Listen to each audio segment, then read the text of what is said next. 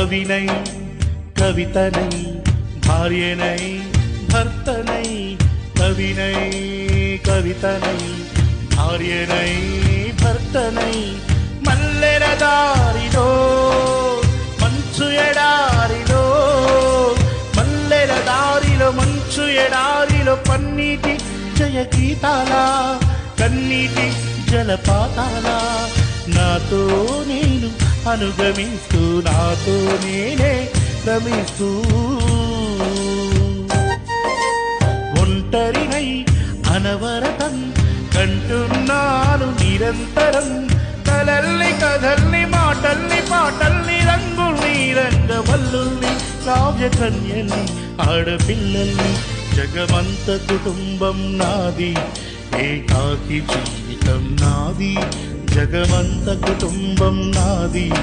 ఏకాకి